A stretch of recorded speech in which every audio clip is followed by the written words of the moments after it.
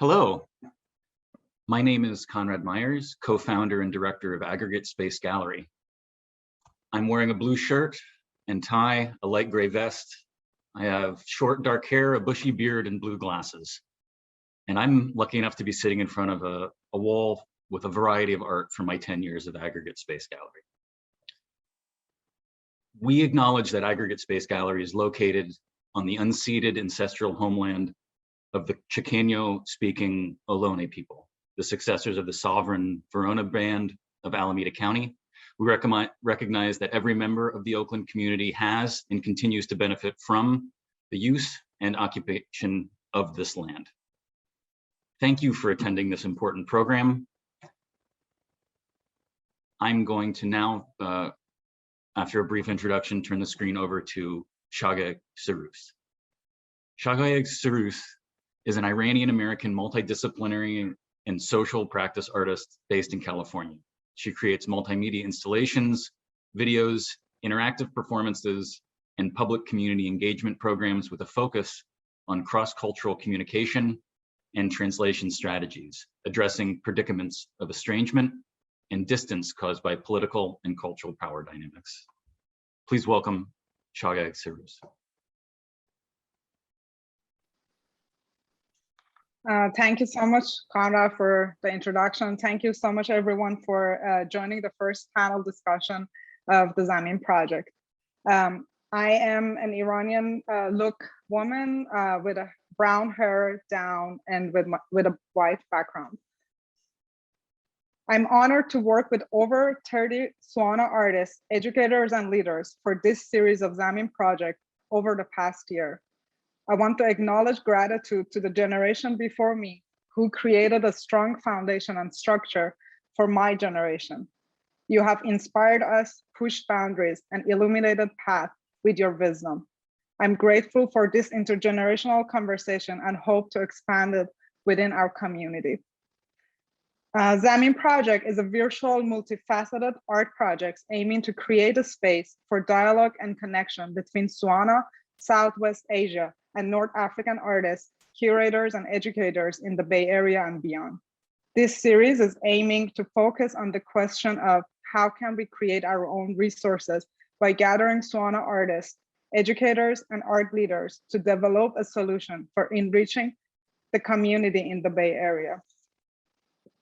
The project is including 3 intergenerational virtual panel discussions on 3 Saturdays, one today. The first panel, SWANA in the Bay Area, what is SWANA?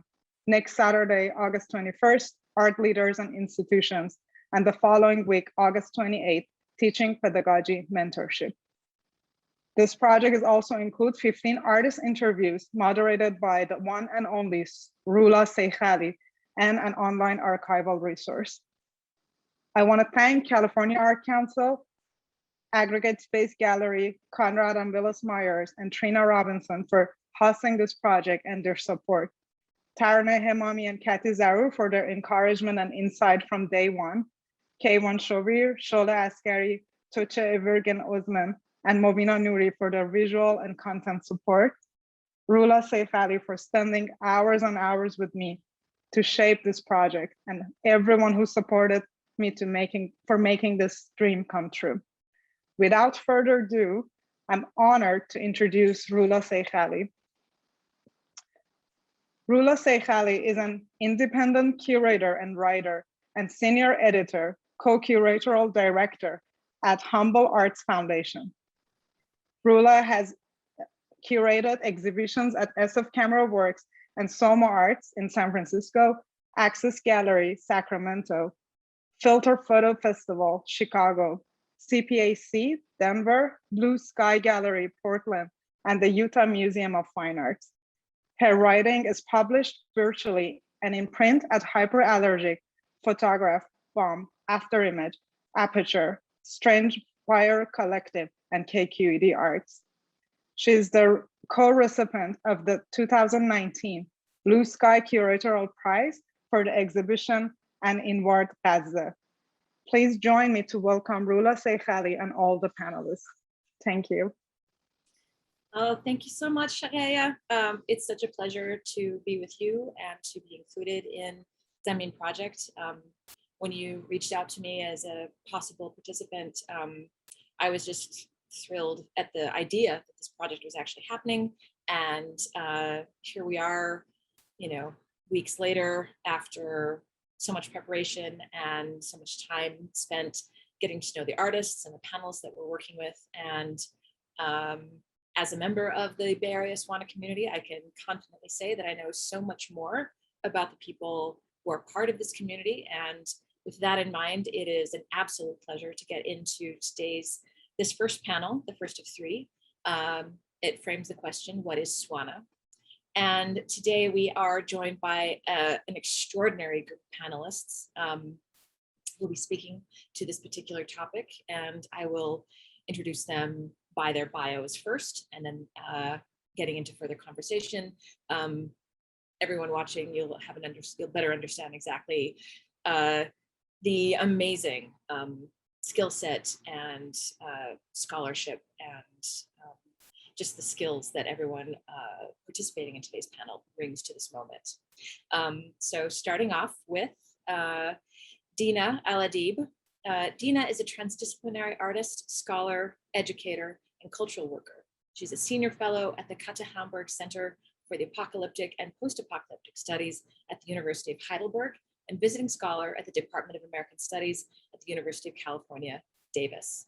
Dena hosts Arab/SWANA futurism salons, bringing together voices, collectives, and movements of Arab and SWANA artists, scholars, and other visionaries who reflect on our past to imagine expansive futures that are decolonial, anti-imperialist, anti-capitalist, feminist, and queer.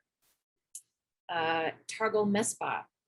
Targol Mesbah's bio reads briefly as, I was born and raised in Tehran, Iran, and immigrated to the United States with my family during the Iran-Iraq War of the 1980s. My research seeks to discern the social, psychic, and material relations that shape the experience of wars and how the aftermaths of wars shape the everyday possibilities of living, knowing, loving, and dying. L.E. Brown, pronouns she, her, is an independent art director, documenter, and researcher based between Santa Fe in New Mexico in the United States and Abu Dhabi in the United Arab Emirates. Her current research project, Cyber SWANA, focuses on digital, conceptual, and multimedia art from Southwest Asia and North Africa, diaspora, and beyond, with an emphasis on women and queer artists. Her book, by the same title, Cyber SWANA, will be released in 2022. And last but not least, Naz Cuguoğlu is a curator and art writer based in San Francisco and Istanbul. The collective, the name of which I will not butcher, and I will ask her to name it correctly. The collective that she co-founded experiments with collaborative thinking practices through its reading group, meetings, and international exhibitions. Currently, Naz works as the communications and media editor at Zamin Gallery in Los Angeles. Welcome, everyone, and thank you so much for joining us today.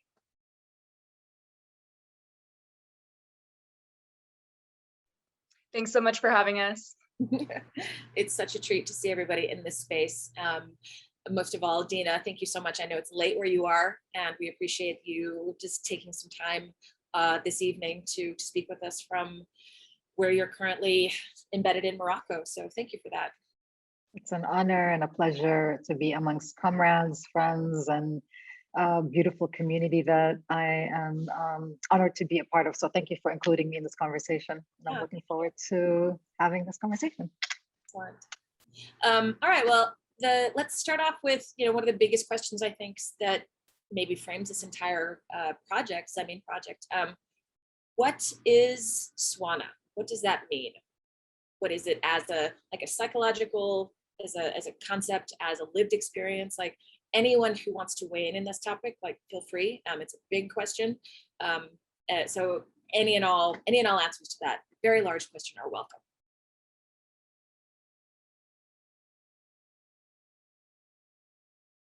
Well, I'm happy to jump in first, I guess.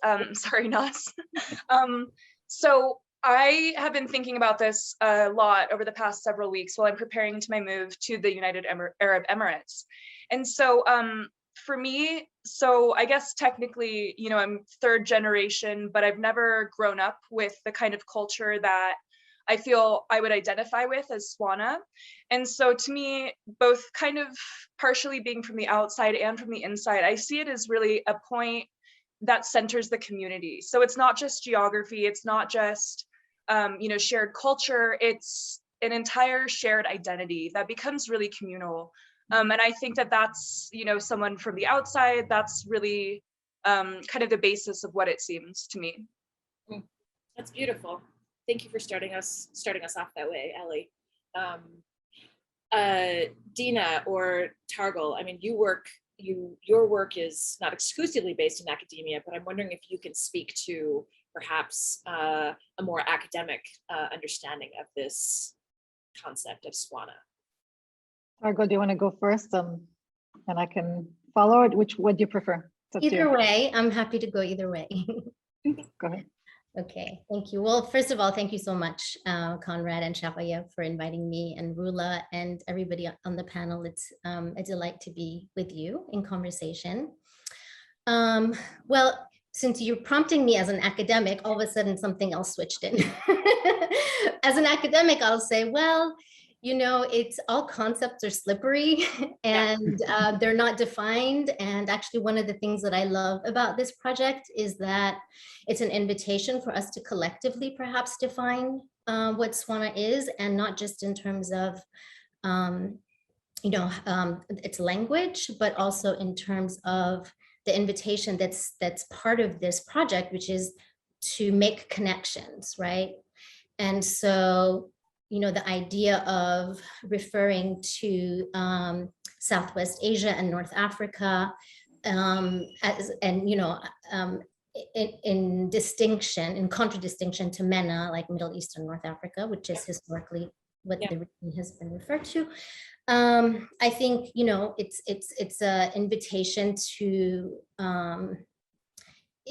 as I understand it, to have a more decolonial approach to understanding the region, and then of course it's diasporas, and also the way that the language of SWANA, the word SWANA, can reorient our imagination, our sense of what the region and its diasporic communities mean. I think that it's also an invitation to think about the many different communities, ethnicities, linguistic cultures, etc., that occupy the geographic region, which is still, I think, like its boundaries are, you know, not that well defined, and that's perhaps a good thing. Like, you know, we don't want really strong borders, right?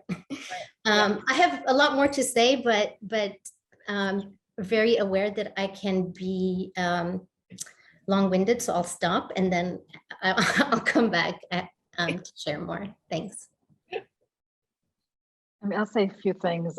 Thanks, Targol. That's a great kind of intro, making my life easier. First, I want to just say some thank you. So thanks, Shagai, for actually realizing this very important and critical project. I think it's timely, it's overdue, and I just want to say all power to your sister for making it happen and bringing all these incredible people who I've been wanting to be in conversation. I have been with many of you in conversations, have been, you know, following your work and been an admirer. So I just want to say thanks for this incredible opportunity. Targol, I've been wanting to, and you know, I've seen her present, we've presented together, and I've reached out to her, and we've been wanting to be in this conversation, Roula, many other people. So it's great to finally be here. And I look at this as just as an intro, like you said, and a space to really redefine or define or expand, build on our collective lived experiences of what this means, and political consciousness, and artistic practices, and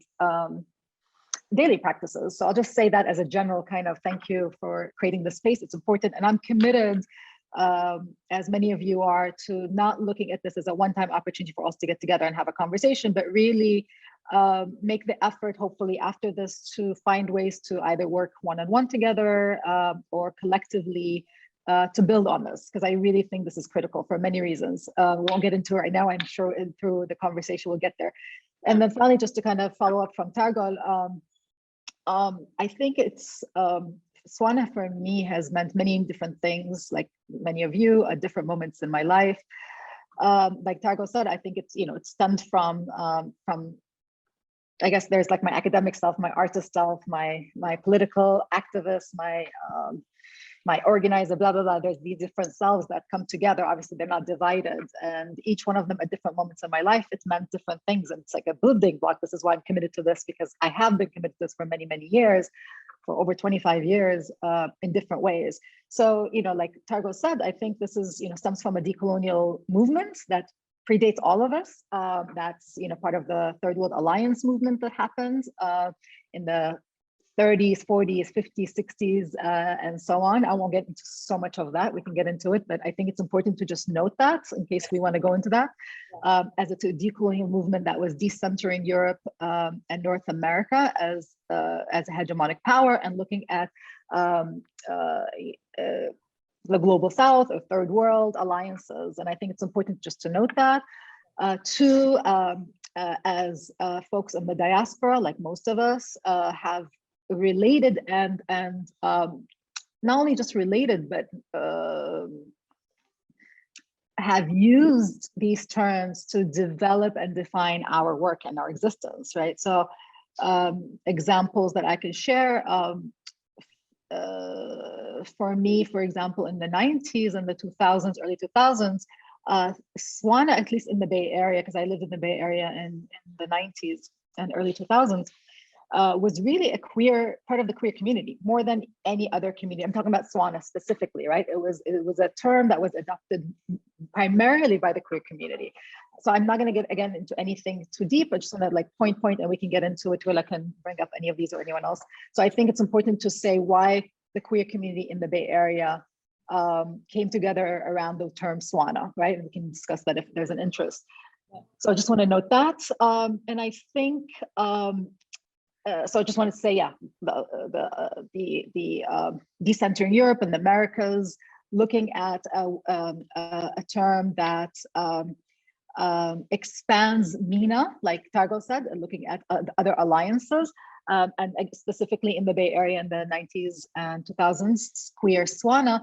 And I also want to say two more things, and then I'll stop because I can also go on.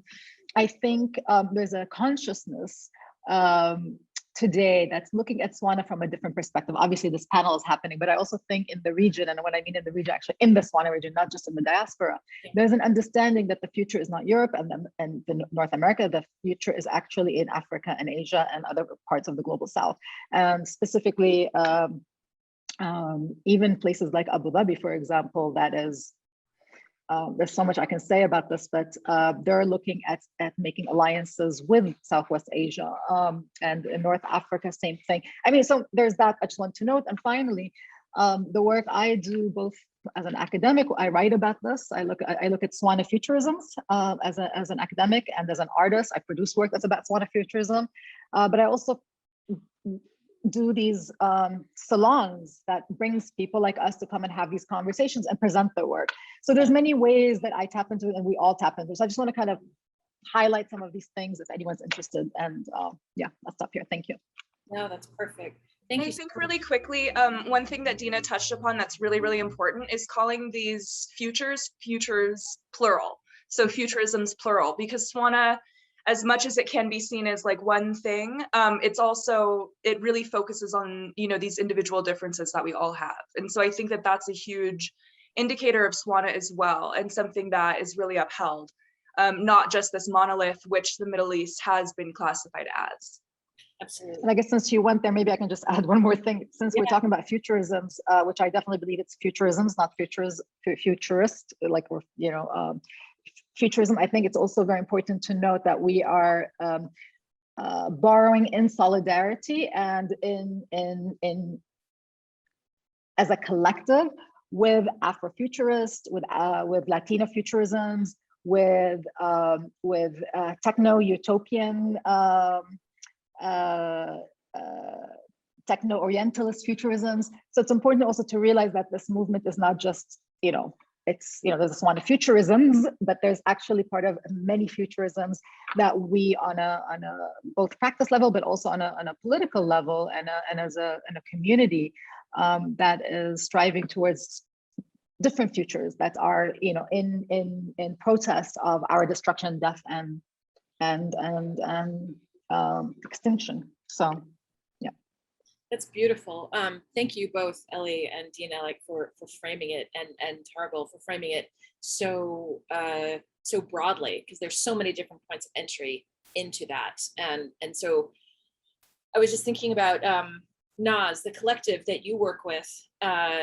I'm wondering if you can speak to sort of the experience that, like, you as a curator, as a writer, as someone who founded the collective that you were a part of, and perhaps for a moment speak about the artists that you've worked with, if there is maybe a collective feeling about, like, what is SWANA? How does that manifest in either the individual projects that you've seen manifest, or the conversations you've had with the artists that you work with, the other members of your collective? Like, how is that felt in the work that you do? Definitely. And just to echo what everyone else said, like, I'm so happy to be here. Thank you so much. And I'll just delve deep, like, right away.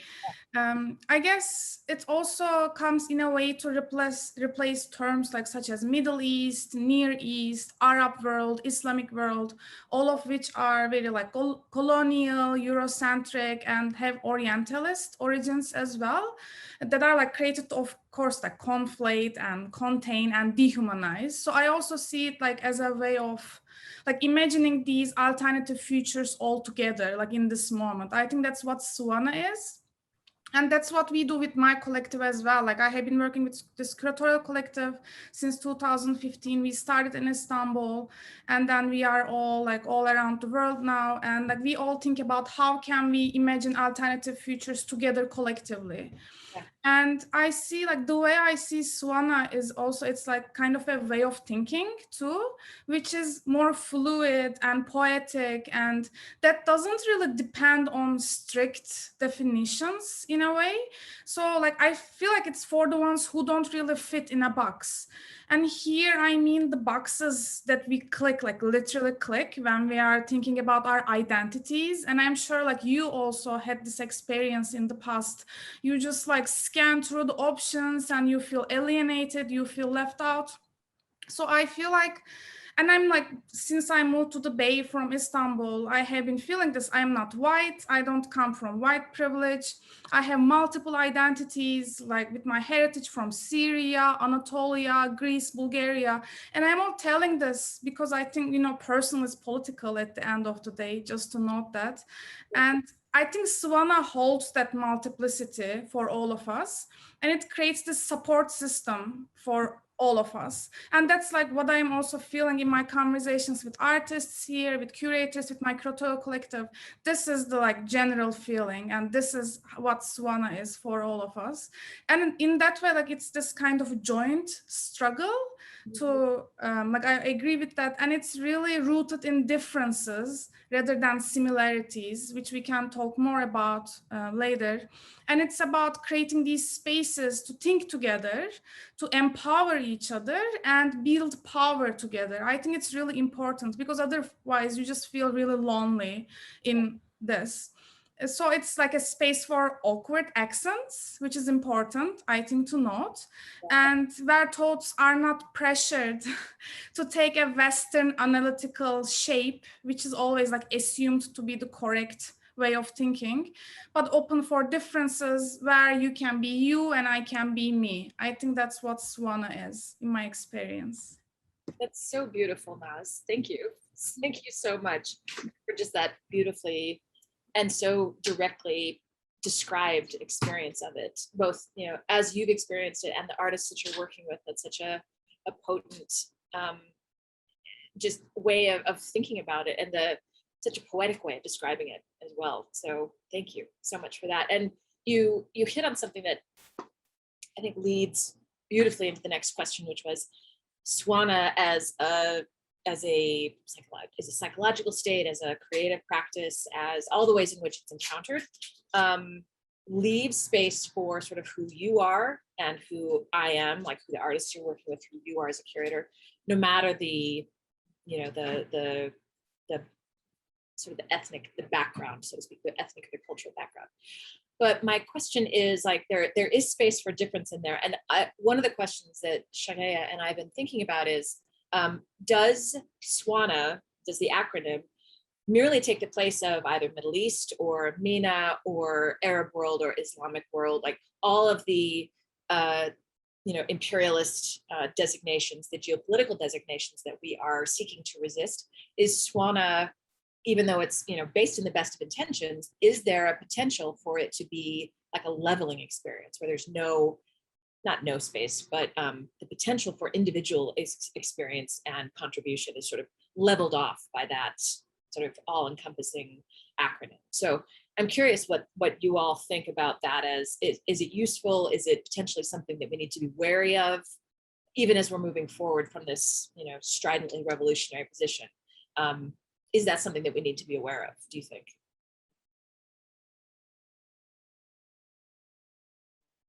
I'll jump in if that's okay. Yeah, please do. Yeah. Well, I think definitely anytime, I mean, any term or concept can be institutionalized, defanged, and put into the service of empire. So yes, there's always that worry, there's always that danger. I want to also answer your question, maybe from a slight angle, which is to think about, I think one of the things that really interested me about this project is just the term Zamin, right, which means earth. Mm-hmm. And as a kind of, and you know, we've been talking about sort of the poetic possibilities of SWANA. It's sort of the fact that it's about our imagination, about expansiveness, about a kind of inclusivity that is about recognizing difference, you know, not the inclusivity of like multicultural neoliberalism. And this is one of the things I think that's like really important for my own organizing work, critical thinking work, teaching, is to be able to hold both the poetic possibilities, the imaginary possibilities, and also be really clear about the material conditions, about the groundedness of what is motivating us, right? And if I think about this, you know, the possibilities of SWANA within its sort of best decolonial, anti-colonial framework, it really requires a reorientation to how we think about land, how we think about the earth, right? Which is, you know, on fire, you know. I'm in California. I'm not far from Aggregate Gallery. You know, we're Roula, you're here. Naz, you're here. A lot of us are here. You know, we're burning. Algeria is burning. There's not enough water in Iran.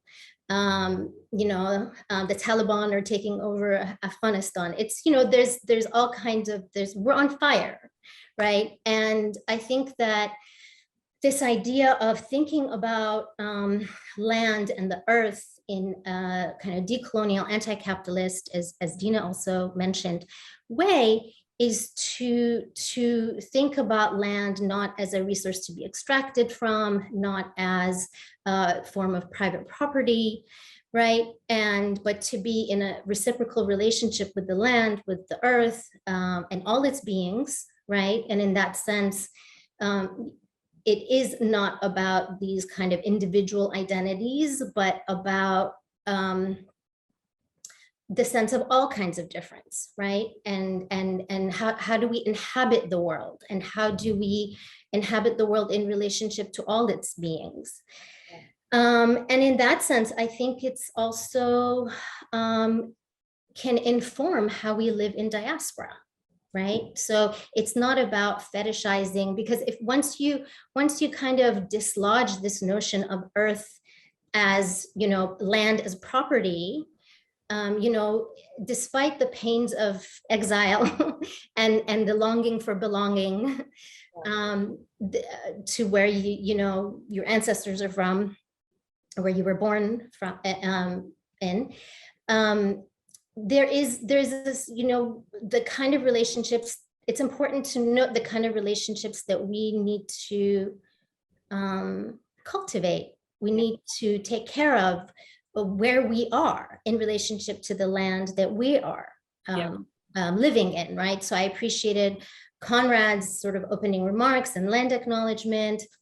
And just to follow up on that too, to say that, you know, beyond acknowledging it, we can also reach out, those of us in Oakland, and I'm just going to say in East Bay, because there's a bunch of us here, and even if you're not here, you're connected here. I know Dena is, even though she's in Morocco right now.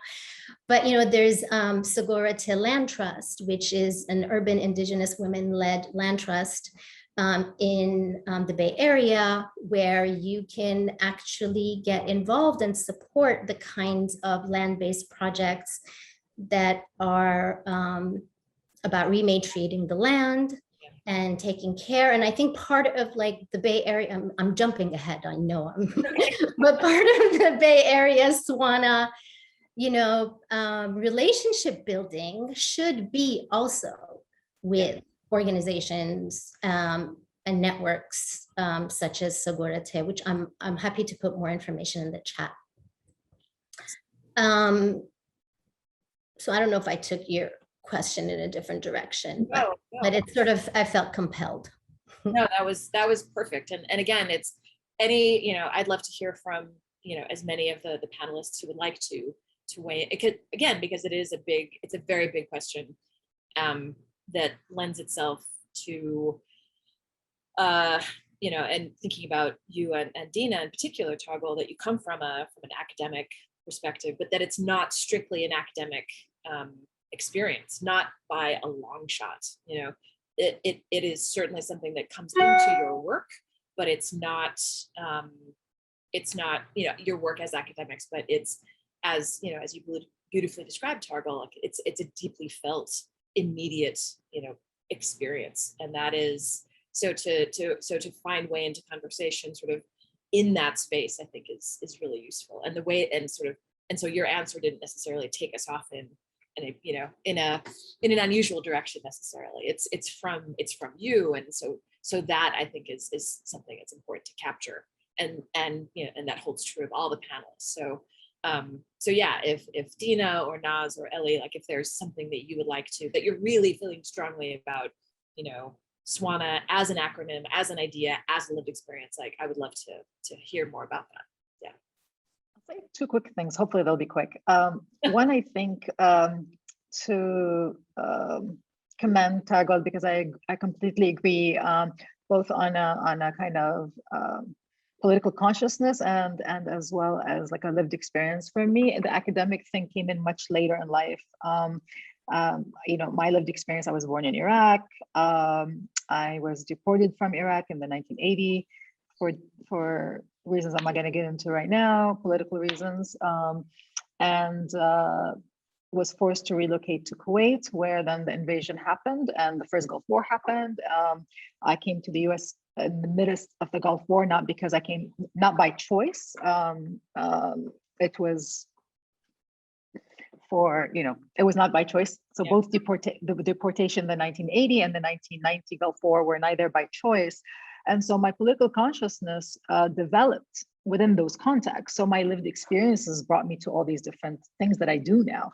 These lived experiences, and then of course living in the US from the first Gulf War to the second Gulf War, right, in the Bay Area, where, you know, I went to undergrad, but I also was an organizer. That's kind of my background. I was a community organizer, working with organizations like Targol said, you know, with at the time what predated AROC, which many of you know. AROC is the Arab Resource Organizing Center. It was back then, it was ADCSF, and there's many other manifestations of it. AUSA, which is Arab Women's Solidarity Association, which was started initially by Nawal al-Saadawi in Egypt, but became you know, an international organization. You know, Insight, which some of you might know. Insight is a radical women of color, queer, trans organization that links domestic violence with institutional violence, the military, the police, So the domestic violence does not exist in a vacuum, right? There's a direct link between domestic violence and institutional violence. So anyways, many other organizations that I worked with in the Bay Area in the 90s and early 2000s. So all these experiences and these conversations did not start with an academic. And this is not me trying to like tell you my specific lived experiences per se. I'm kind of using that as an example to say that this is the skeleton. And these are the conversations that I've been thinking about and living before even thinking about it. And I basically, as an organizer, because I had just come from Iraq, I needed something to do right away. I needed something, and I was not working in a vacuum. Obviously, I was, connected to indigenous struggles in the Bay Area, to African American struggles, and many other struggles. So I think it's important to again, second what Targol said. I think it's really important to place our work within those contexts and make a commitment to those, because I think that's where the real work happens. Now, because as you get older and, for different reasons, whether you need to think more about these things, you want to write more, you realize that you want to teach more, blah, blah, blah. So I didn't start actually my PhD until my mid 30s. Obviously I was an artist before and I was an organizer before, but my academic career did not start until 35, So all this to say is that I think it's important to say these are not just ideas abstracted, right? These are, again, very much rooted in a nervous system beyond even a lived experience. I mean, the lived experience obviously dictates a nervous system, right? A traumatized nervous system forces you to find ways to think about these things and find solutions and terms and meanings and definitions and community. This is what this is. Again, I don't want to talk too much about that, but this is what we're doing here today. So anyways, I just want to add, I guess, to what Targol's saying, that she so eloquently laid out for us. I just want to say, kind of add like a personal lived experience to say that, again, we're not just thinking about abstractly. This is very much rooted in our lived experiences and very much related to our nervous system. And a lot of it's about also healing. It's not just, again, about community organizing. A lot of it's healing, not this kind of,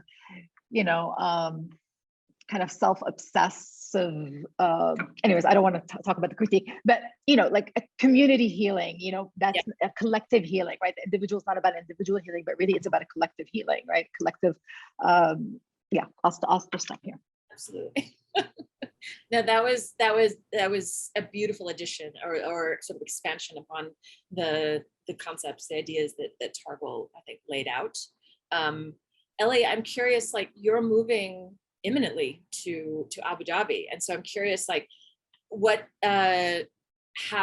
so your understanding, your experience of the SWANA community, like, what do you think you will sort of take with you to that part of the world? And because it's, as far from New Mexico as it can possibly be at this point, but but I'm curious, like, what are your thoughts on this question of, like, how do we treat this large question of SWANA but not let it become something that sort of flattens out other individual experience? So firstly, thank you so much, Targol and Dena. Those were incredible answers, and 100% that very eloquently described a lot of, the sentiments that I've been feeling as well.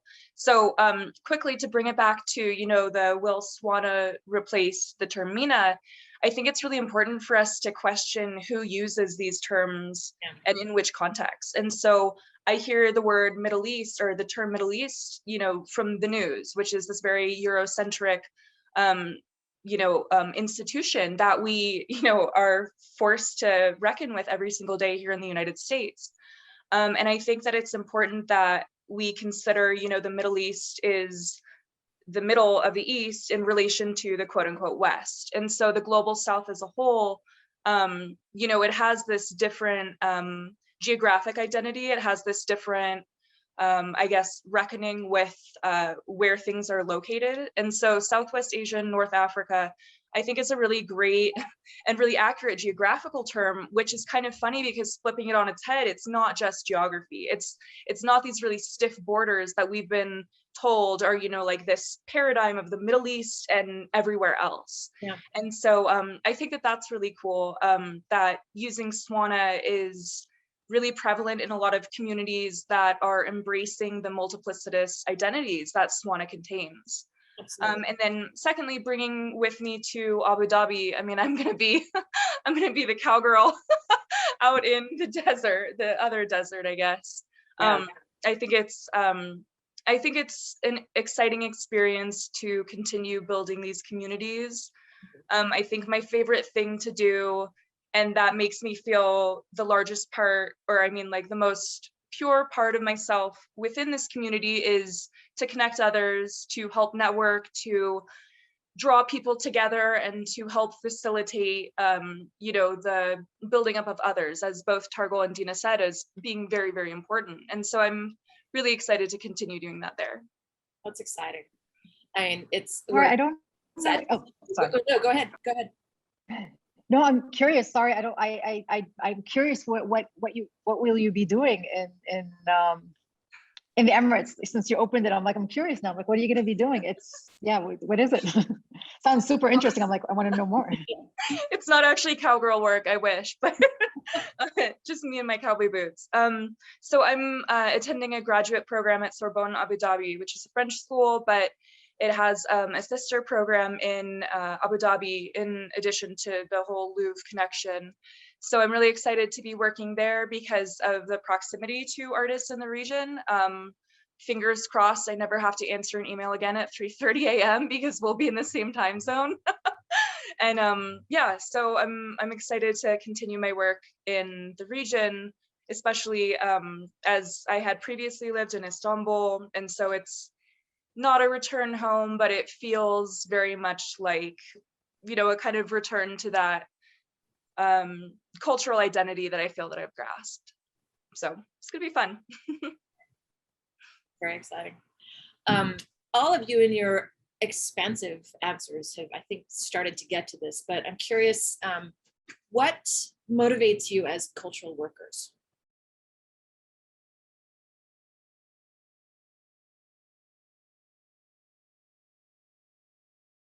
Personally, I'd love to hear Naz start us off because of your work as, you know, the leader of a collective. What motivates you as a cultural worker, Naz?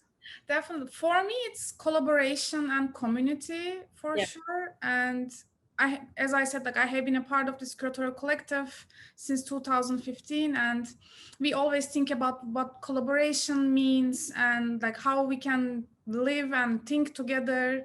So we have been running this reading group, and that's how I met Roula, you as well, which is, I think, great, because, you know, reading group is a place to break the hierarchies of knowledge, also a place for collective knowledge production. So we have been doing that for a while, and we curate together, we almost live our lives together in a way. So it's a very enmeshed structure that we have. And because of that, to be honest, it has been tough since I moved to the Bay Area to build that community again, to feel rooted here.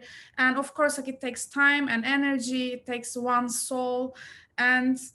And that's why I was really happy to be invited to this panel as well. I think that says something about what SWANA can do and how it could serve us.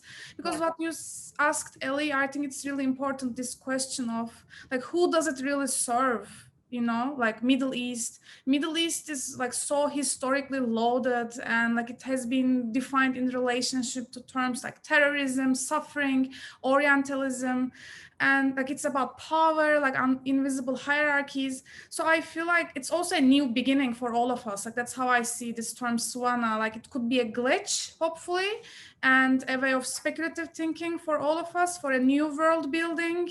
And the futurisms that you were talking about, Dena, I think it would be great if we could talk more about that.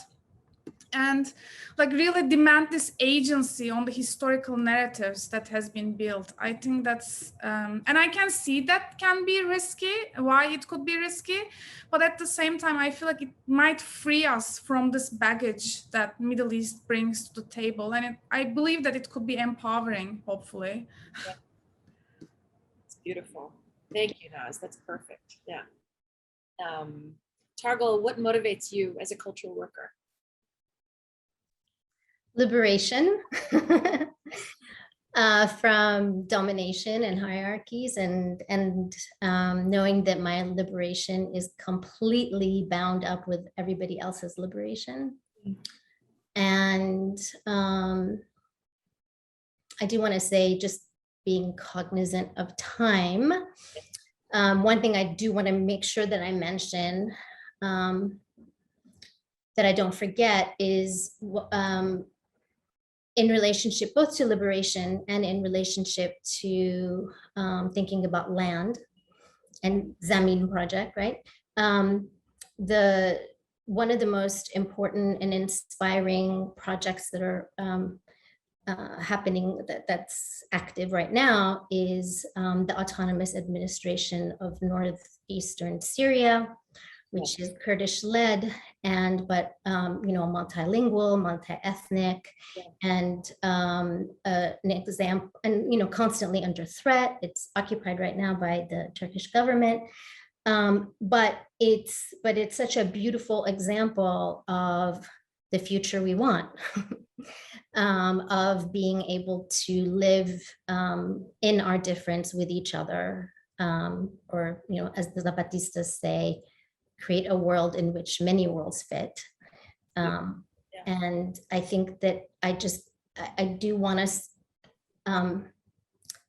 to not forget that there is a living example of living very, very differently in relationship to land, in relationship to the place of women, in relationship to how we govern ourselves, self-govern, and that it's important that we collectively protect these projects, these experiments that are really fragile. It's kind of like Naz's awkward accent, like the comment about the awkward accent. I love that. I'm always thinking about I'm interested in the clumsy connections that don't seem like, oh, they're so obvious. That it takes work, because we need to kind of thicken those connections. And so, sometimes, I'm like speaking at a panel, and I'll talk about the Rojava revolution in Northeast Syria, and I'm talking about the Zapatistas because these are two really important land-based movements for liberation that are kind of helping us collectively, that are bound up with the liberation of everybody. Yeah. And, sometimes it feels like, why is she bringing this into this conversation? But for me, I think it's really important that we strengthen these connections, because they're there and they're crucial, and they're really, I think, necessary for our survival at this stage, Absolutely. Thank you, Targol. Thank you so much. That's perfect. It's beautifully described. Ellie, what motivates you as a cultural worker?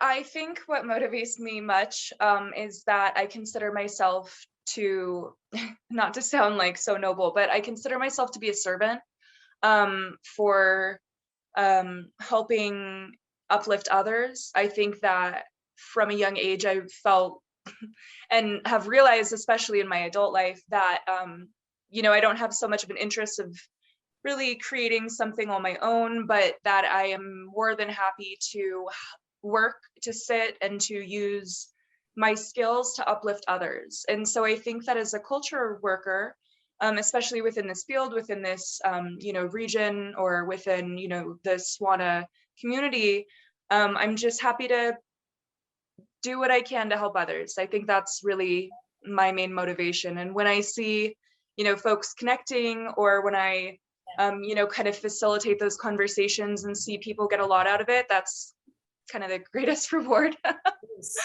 And I personally identify squarely with that notion, like as a writer, curator, someone part of many communities, and thankful to be part of the SWANA community, the Bay Area. There is service is something that comes to mind frequently, and it's not unusual to hear you say that, and it resonates like deeply, and like you, there isn't the wish to sort of ennoble myself necessarily, but just be clear with what I guess my motivations are. So that absolutely resonates for me as well.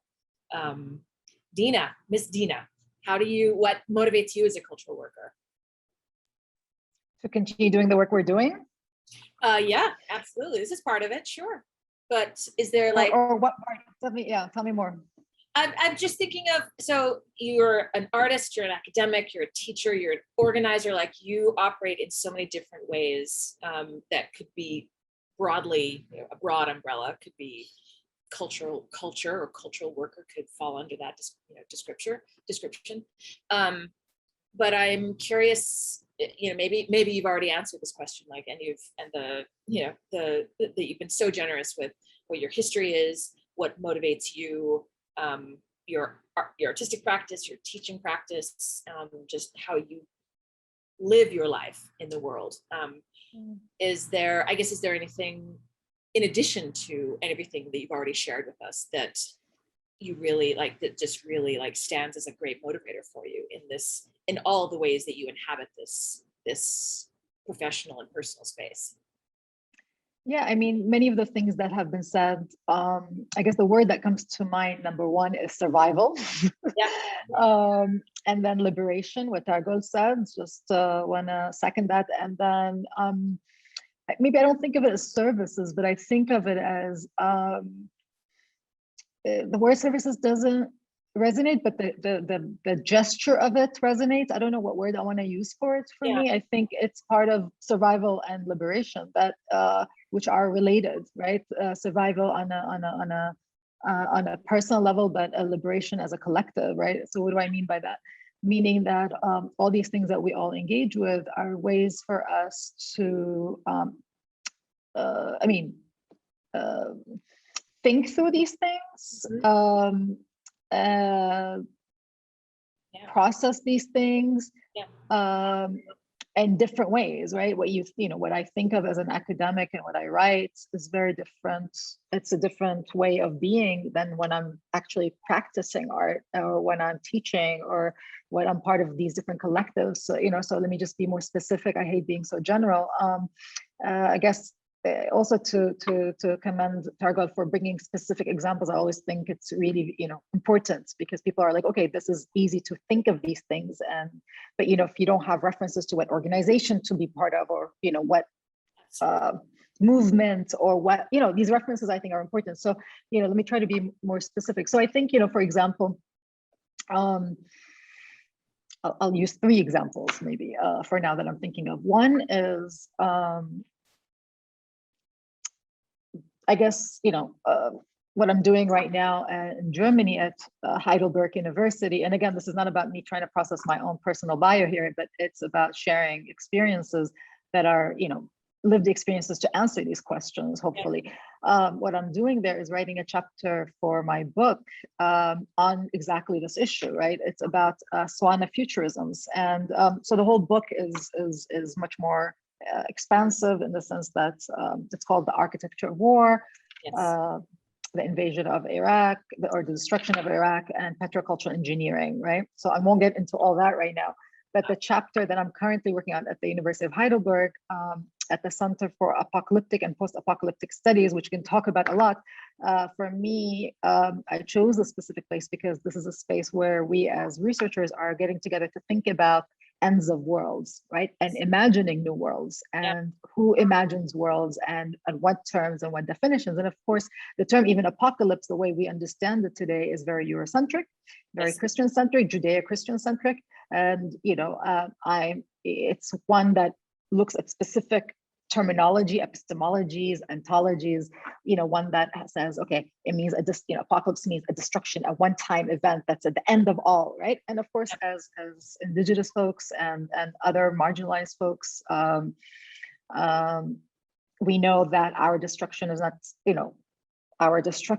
not, something into the future projected as in many kind of Eurocentric notions. It's one that has a very long history and a continuous history, right? So anyways, without getting too much into that, so my chapter is basically dealing with, the deconstruction of these issues of destruction, right? And the rise of, these petrocultural engineering projects and, neoliberal projects in the SWANA region. And I specifically look at actually the Gulf region, the Emirates and Qatar. But I'm this chapter is the one that's actually kind of contesting this notion of just destruction without looking at imagining an expansive future, right? So I look at artists, I look at works by us, people like us who are doing this work, that are producing, whether producing actually physical world or work. Most of them are artists from the region or in the diaspora who are basically part of either Gulf futurism, SWANA futurisms, futurism that are imagining a different reality, that one that centers us and our struggles and our imaginaries, right? So that's on one level, on an academic level. As an artist, I'm also doing a project similar to that. Actually, if Shola is on this call, I want to say thank you to Shola Asghari, who's a collaborator and a dear friend, and many of you know her. She'll be presenting in a later panel, so you can hear more about it. But we're working on a project. I'm working on a project by myself, but also in collaboration with her. Also, somewhat on some of these terms on imagining different futures, and also on a kind of pedagogical and cultural worker level. Pedagogical, I guess other than teaching, I'm part of many different collectives, right? And one of them I'll mention is Heckler. We're going to be starting a fall session soon. I'll be sending invitations. It's basically an online course that you register for, and each one of us, like many of us, it would be like basically this panel. Yeah, we're doing it on a continuous what's the word I'm looking at, an ongoing, so it's not just a 1 time or 2 times or 3 times, but it's an ongoing, a whole term, right? And then you register for different things. Anyway, so basically my point is and finally the salons that I mentioned, the SWANA futurism salons, are also a part of this.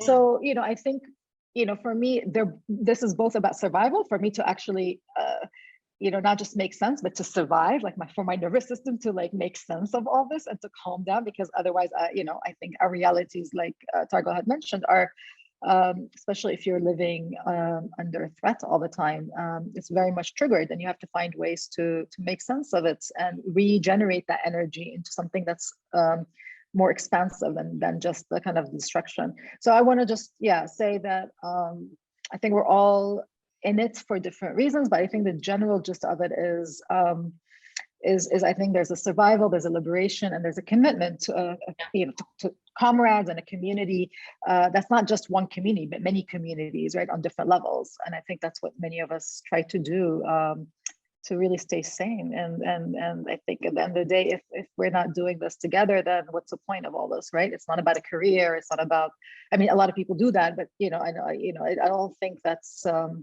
why many of us are in it. Let's just say that. Yeah, no, it's more than that. Thank you, all of you, for those just beautiful, detailed answers.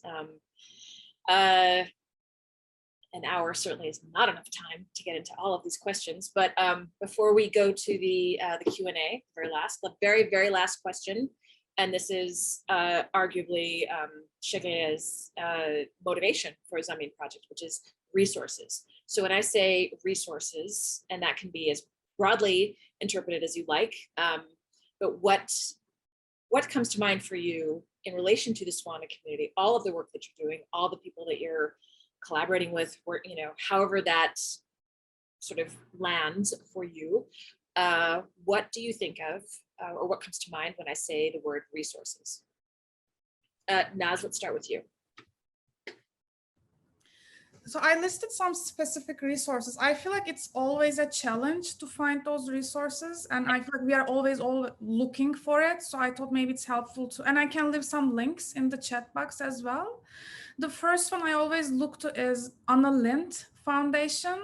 They define themselves as like Euro-Mediterranean region, but they also include countries like Turkey, Palestine, Israel, Egypt, Lebanon. They are part of it, and they have a network you can be a part of, and they have like grants, resources listed on their website. So I think that's like a really good resource. And then I always check Mofradat and what they're up to, because they create opportunities for artists from the Arab world, as they define it. And they have this very inventive approach of funding, commissioning, collaborating, gathering, and they have a fellowship program and they have grants. So I think it's worth checking out. And the third one is, for me, Ashkal Alvan. I'm a big fan of their programming. And for the ones who don't know about them, they're a non-profit organization based in Beirut, Lebanon. And they have this program called Home Workspace Program, which is a tuition-free, which is really important, annual study program for emerging artists, which doesn't exist in the US. Education is so expensive, so I think that's important to note. And then they have this program called Video Works, and like video production grant. They have a residency program, they have publication, but they also list their educational resources on their website. So I am gonna leave these links in the chat. Great, thank you so much, Naz. Thank you. Targol, what comes to mind when I say the word resources? I shared in the chat already, as throughout the hour, a couple links. One was to Segura Land Trust, and the other one is to defendrojava.org. I think they're really great resources. Another resource that I have more recently become aware of is SWANA Ancestral, as a project of collecting ancestral stories and cosmologies and relationships to the earth, plant-based medicine that you can also look up. I can put it in the chat in a second after I stop talking, because I can't multitask very well.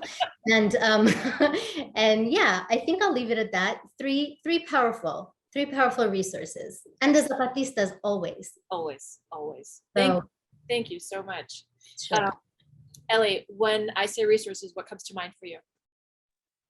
I think the first thing that comes to mind is just community. So I feel I gain a lot of my information from talking with others, from asking people I know who are more knowledgeable than me questions, and for them to be gracious enough to share the information that they've gained. And so I do want to extend this offer, anyone watching this or anything, if you have questions or want to be connected with like specific artists for specific things, that's one of my favorite things to do, so always feel free to reach out. I think with this current project that I'm working on, Cyber SWANA, it's become almost an archive of hundreds of artists working with more conceptual mediums, and imagining these futurisms, and so always happy to connect people with others.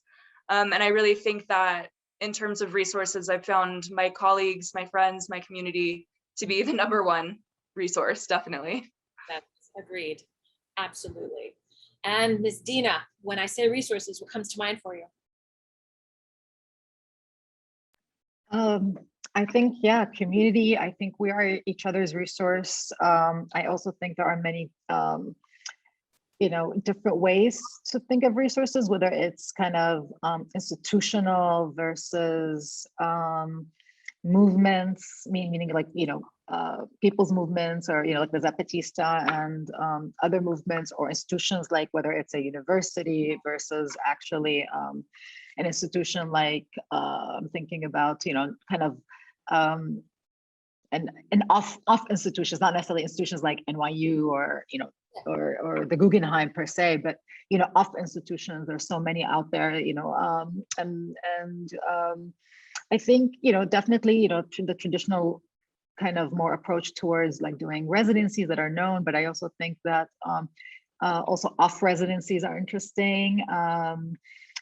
I'm somebody, I guess, because I even though I have access and I'm part of big institutions, I think I am personally committed to off institutions and off instituting and off communities, because I think that's where a lot of interesting work is happening, and I also think that it's important to, I think that's where a lot of kind of alternative worlds exist, alternative ideas, alternative alternative ways of being and thinking that are more,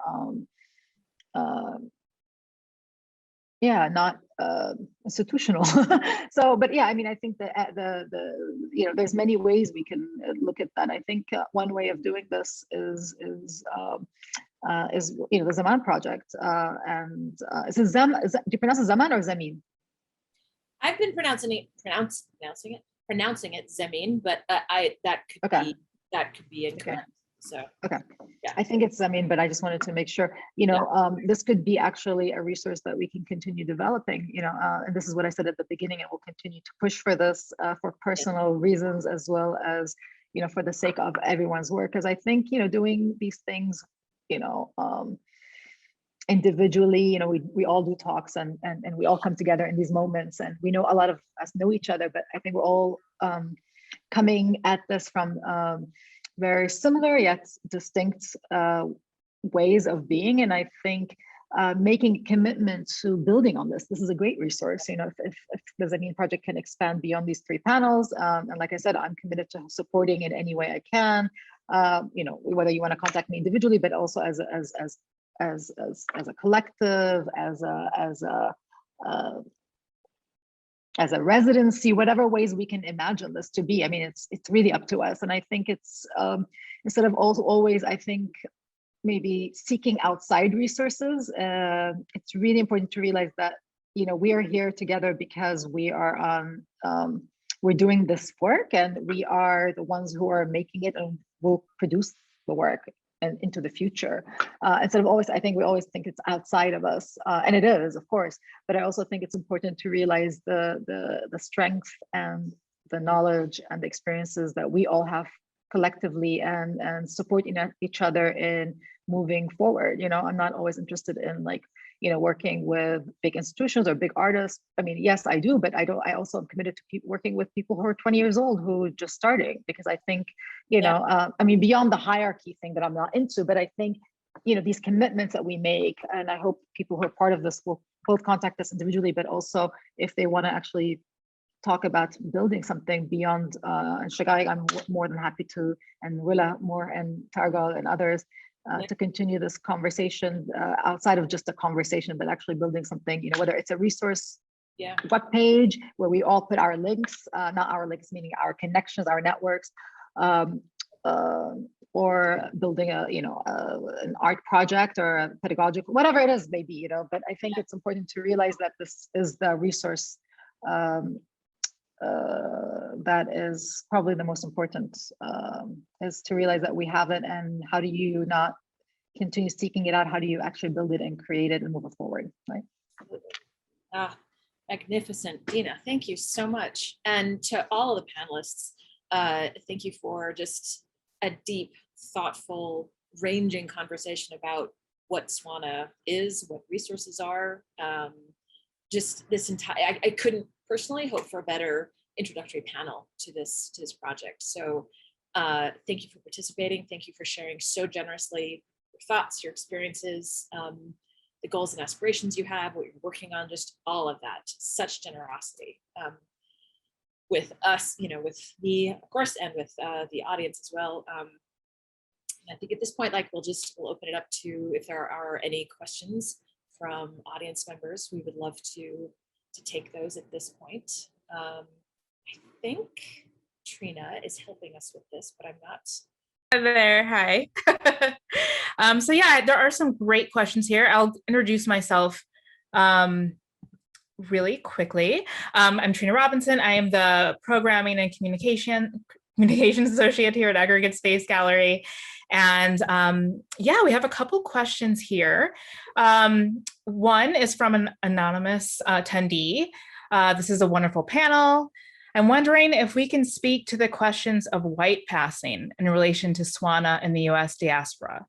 Naz made a great point about not identifying with white privilege, but I feel like other people would say that many SWANA have this. It also seems like there have been some SWANA people who have actively fought to be classified as white, while others have fought actively not to be classified as white. As someone with Armenian heritage, I would love to learn from everyone's perspective on this. Great. It's a great question. I can start us off if that's okay. Sure, absolutely. I do know that a few years back, I think it was in the UC system, and then it was kind of implemented through UCLA, where some students were not wanting to be forced to choose Caucasian in the sort of application process, because sort of that's what the Middle East kind of was, like Middle East Caucasian, et cetera, as like one category. And so they fought, the students sort of brought this up, and they fought for a category of SWANA to be recognized.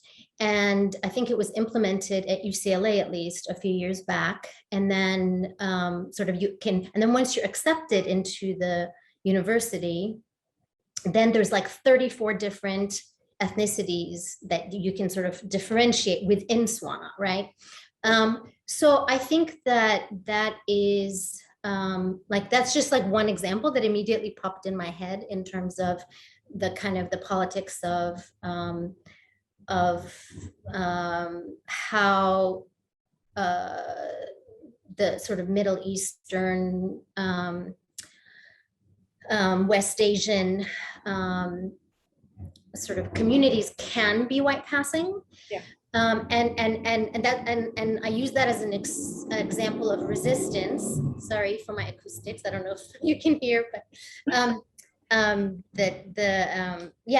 that's kind of resisting this being interpolated as white institutionally. And of course, that's just one example. But I don't know. I would love to hear what others think. Yeah.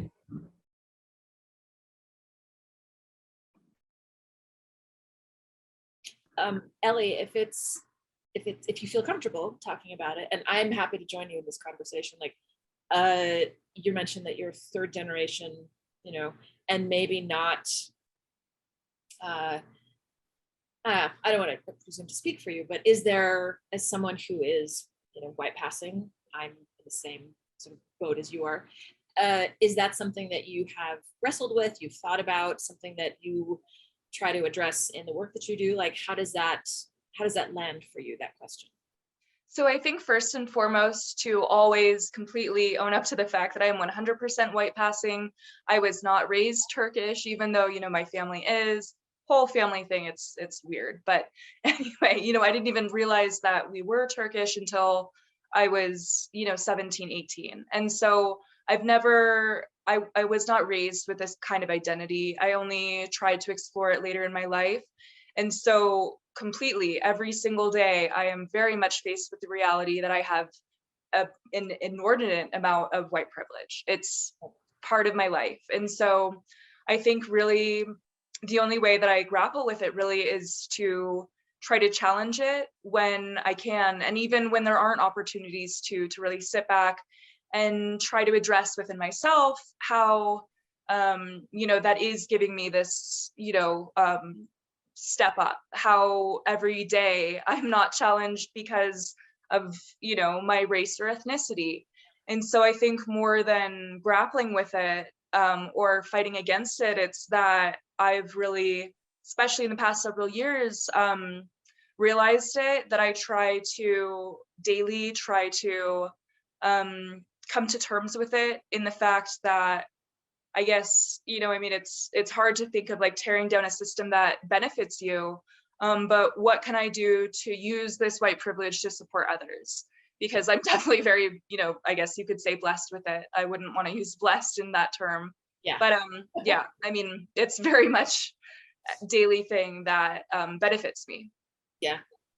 Yeah, it's you and I think have very similar thoughts and experiences on this. I appreciate that I have been gifted a name that is difficult to pronounce. Both my first, well, not everyone struggles with it, but many people struggle with my name to pronounce it. And that they see a white passing woman with this unusual, difficult to pronounce name, that as I've gotten older has become something that I'm very proud of. And I've always been proud of it, but as a, you know, first generation Palestinian in this country, it's I like that it confounds people. I take a lot of joy in that, actually. Maybe a little bit too much entertainment, but it's also that there is this for myself, this just feeling of gratitude of being embraced by people that I know in the SWANA community who have never, you know, batted an eye when I've, approached people with a desire to collaborate or to write about their work or to curate their work into exhibitions that I'm working on. There's never been any like pause, so far as I know. And it speaks more about the community that I'm part of than I think anything that I do or anything that I am. And it's an ongoing sort of experience of gratitude for that. And like you, Ellie, there's the sense of as a white passing person, there is the desire to really understand exactly what I'm afforded based on the accident of my genetics, and try to undermine all of the thoughts, the cultural assumptions about me as like me or someone like me, white passing, that is like, oh, it's you know, a recent example is like, oh, it's safe to have really ugly racist conversations around this person because she's one of us. We recognize her as one of us. So there are definitely days where I feel like if there's a way to be a spy in any of these situations, like I am happy to do that. I am more than happy to do that, and then make someone really uncomfortable by calling them out. So it's an ongoing process of recognizing what privilege is, what it affords me, and how I can start to dismantle that if you know, at every turn. And that is certainly something that has shaped my thinking and my creative work for the last 25, 30 years at this point. So yeah. Great. If does anybody else want to answer? Yeah, I would. Yeah, go for it. Thank you. Like what you all just said, I think it's also like about having the option there, you know, like when you are filling those forms, like I think you should be the person who chooses however you want to be related. Because we were talking about this actually last night with my friends, and if you are lucky, there is Middle East, like that's the situation now. There is, and usually like 90% of the time there is not even that. So I think like it should be an option that you can take on the forms, because also like then I feel like it's not fair, like in a way, because in my day-to-day experience, like I work as a writer, I work as a curator. So when I'm like writing in English, and when in my relationship with the editors, and like in thinking about translation a lot recently, like that's a power relationship, and language can easily turn into a power tool, and it does, because it's not like our native language, for example. So like you deal with that power game in your day-to-day experience, and then like you sit in front of this form and you are like forced to click white, and then it just doesn't feel fair somehow. Or like, as you said, Roula, like with my name, or when I start speaking with my accent, it's always like getting these comments, oh, like you have such a beautiful accent, or like, where did you learn English? You speak so good English. Like those comments, you know, like those day-to-day experiences. I think that's also important to acknowledge as well. Yeah. And in fact, like as a last note, I am curating a show at /Art opening October 16th about mythological creatures. So anyone who is listening today, it would be great to have you all there. Like it's going to be about this experience of like being a mythological creature, being the other, and like what it means to be a Shahmeran, like half human, half snake, and like what it really means. So shout out to /Art team as well. Thank you. Thank you for that. Would anyone else like to address the question, or we can move on to the remaining two questions? Can you repeat the question? I want to make sure like all of yeah, them absolutely. were addressed. Yeah, I definitely want to. If something wasn't addressed, I'll try to address it. Please. I'm wondering if we could speak to the question of white passing in relation to the SWANA, in the US diaspora. Naz made a great point about not identifying with white privilege, but I feel like other people would say that SWANA have this. It also seems that there have been some SWANA people who have actively fought to be classified as white, while others have actively fought not to be classified as white. As someone with Armenian heritage, I would love to learn from everyone's perspective on this. Yeah, there's so many ways one can address this. I guess the way I'm just going to take it, I think a different, I don't think this is specifically a SWANA specific dilemma. You know, I think all communities that have a spectrum of passing and non-passing deal with this, whether it's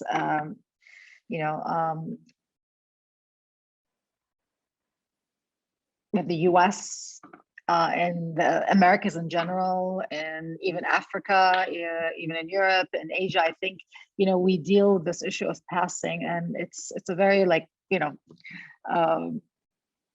complicated, historically, obviously, issue that has been dealt with many different ways. I mean, I think there's a movement, if you're looking at specifically at the contemporary moment, there's a movement towards actually making, and I think this was addressed, somebody mentioned this, moving Middle Eastern folks, including North Africans, from white or Caucasian to a different category. And there's actually, there's a movement, not just like within organizations and communities, but actually there was they were trying to pass a bill on this and it was actually rejected for political reasons. So, you know, I think there's many ways of people dealing with this. I think it's important to acknowledge one passing, you know, the privilege that comes with. And I think there's something to say about skin color specifically as passing, but I also think I think, you know, there's definitely a, you know, I guess I want to, you know, I guess what's the word I'm looking for? Give the weight to you know, the color of one's skin and one passing, but I also think one's experiences that are, you know, maybe have, you know, if you've lived and experience, like I've never, for example, thought of myself as passing. I don't think I've ever passed, but I'm sure also my skin privilege has granted me many things that whether I'm aware of or not. I mean, I came in as an immigrant to the US and definitely experienced the US from someone who was an immigrant, and not just any immigrant, but, you know, during, like I said, a war, being attacked on a daily basis, whether on a personal level or collectively as an Iraqi or, you know, someone from the SWANA region or as a Muslim, blah, blah, blah, blah. So, you know, my experience with, you know, race really and racism within a North American context, I came in touch with it later in life. I didn't grow up with it in Iraq and Kuwait the same way I experienced it in the US, and my consciousness about race was obviously developed because of that. So I think it depends not just obviously on just your skin color, it's your experience. At what point did you kind of encounter white passing, white privilege, racism, and so on and so forth. I feel like I'm being too general. I was trying to be more specific, but actually I realized that I'm just being general. So I'm gonna stop here and have someone else take it from there. May I just add one tiny, hopefully lengthwise, but not significant, which is to say that I think that all of us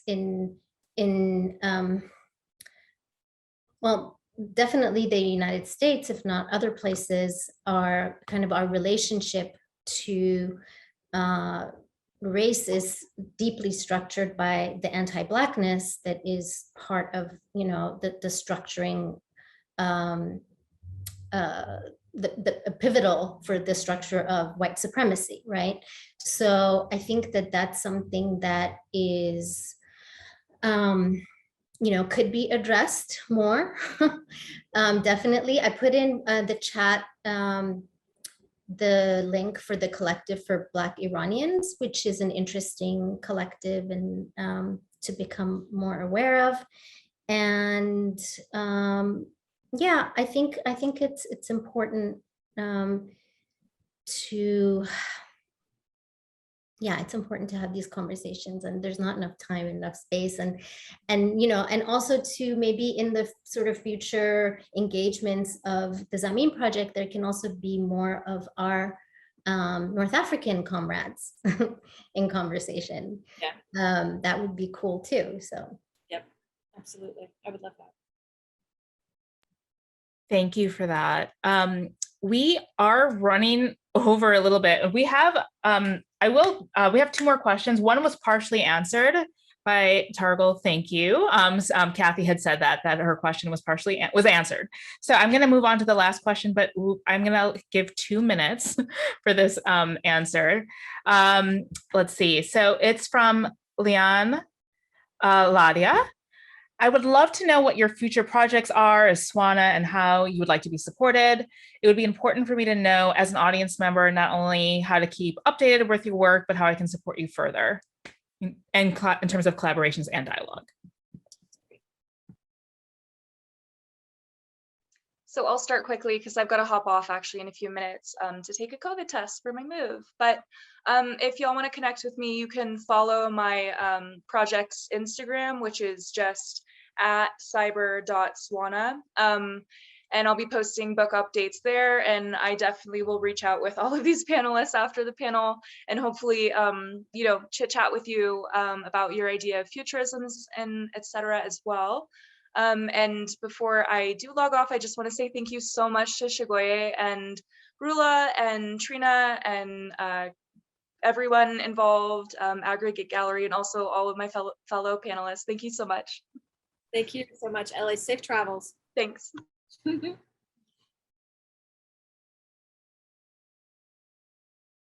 Anyone else want to share that, answer that question at all before we move on, before we close? I'll share one thing real quickly. I shared in the chat the website for a collective that I'm a part of. It's called Sexta Grietas del Norte, which is a Zapatista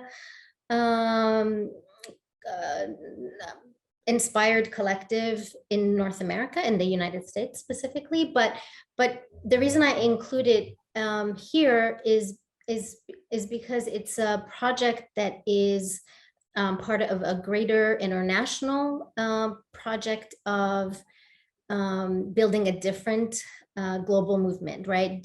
Building a different internationalism, building different connections that are based in anti-capitalist struggle. And one of the features of that is, and this I think goes back to the resources question, also is about not just resources, but how do we create autonomous projects and ways of being autonomous collectively that can survive capitalism, essentially. So it's very much a kind of a resonance with the Rojava project, of course, but this is based in North America. And you can find out more about it through the link that I shared with you. Excellent. Thank you, Targol. Thank you. Yeah, and just quickly also, I'll add something. I also left the link for our reading group with our curatorial collective in the chat box. And there, like, we list all the readings that we do. We share all the PDFs and all the questions that we raise at these meetings. I think it's a really great archive. So I just wanted to share that with you all. It's very generous, Naz. Thank you so much. I've learned so much just from the few things the few ways in which I've overlapped with your collective. So I look forward to seeing more of that and just experiencing more of that. So thank you for that. I'll say something really quick. Because of time, I won't go into all the different projects. I mentioned some of them. I think, you know, the book projects, pedagogical projects with different collectives, and also our projects. I think the most, in general, what I'm going to say, instead of going into what I'm doing, I'm happy to have this conversation with anyone who's interested. But I think the support that we need, I think most and foremost, I think there are, you know, many ways one can support. I think one thing is creating platforms like this to not just network and build relationships, but imagine and build and dream of doing stuff together, right? Not just, you know, on a dialogue level, but like having the space, whether it's a gallery, whether it's a collective, whether it's some kind of art residency, but, you know, spaces like this where it's not just about a dialogue, right? Because I think dialogue is extremely important, but dialogue doesn't get us beyond a certain place, right? And so I think the support that we all need, and it's something, you know, I've been saying throughout, and I think this is what the space is how do we create something like the Zamin Project that can live outside of 3 panels, right? So like I said, I'm committed to doing that. If anyone is interested, I'm happy to do that. like I mentioned, I'm part of a transnational artist collective called Heckler. I can send the link. I'm also part of other organizations. I can send the link later on. I'm not good at multitasking myself, so I can send it later to Shigai, and then we can, maybe create a resource database. But yeah, I think, creating spaces where we can exhibit together, where we can build together, where we can imagine together.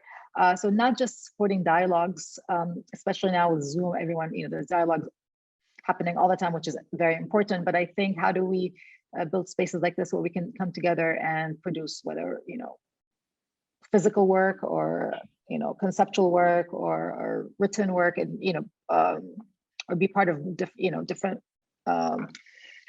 movement work. But I really think that, supporting this kind of space, so, how do we support Zamin, for example, more than the 3 panels that are happening, and supporting the work that Roula and Shigai are doing? That's an example.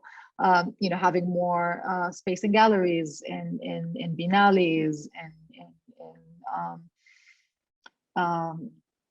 both locally and transnationally. I think building, and I think this is obviously, this effort is about that. So I think, yeah, having spaces to do the work, I think is important. Curating more projects that are produced by us, right? I think there's a need for that. There's hunger for that. I think it's missing.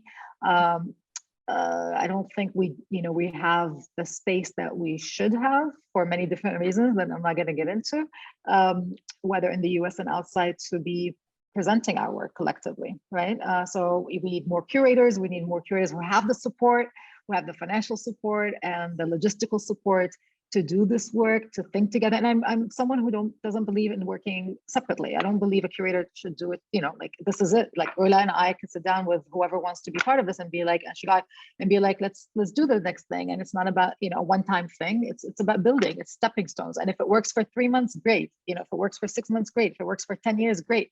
But it's not about this. I mean, it's about, these steps that we take. And if there's a momentum for them, we push it as far as we can. So again, thank you again for doing this incredible work, everybody. Thank you, Roula and Shigai, again, for making this happen. It's an honor. It's an honor. Thank you so much.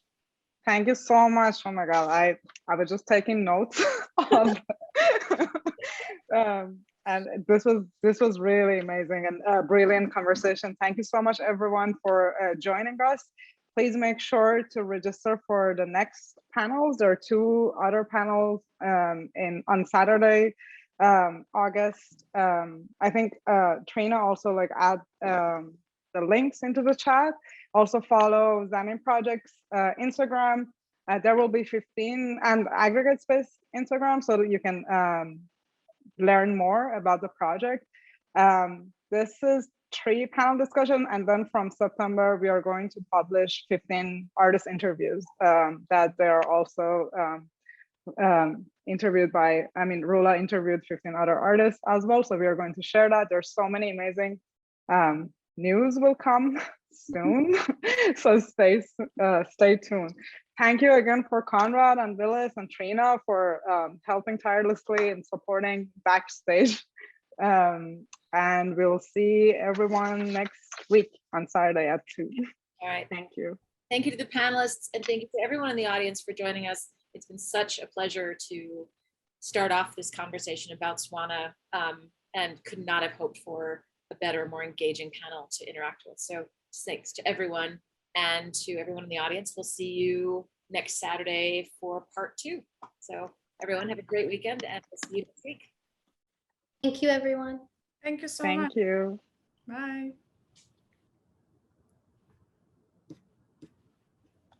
Thank you, everyone.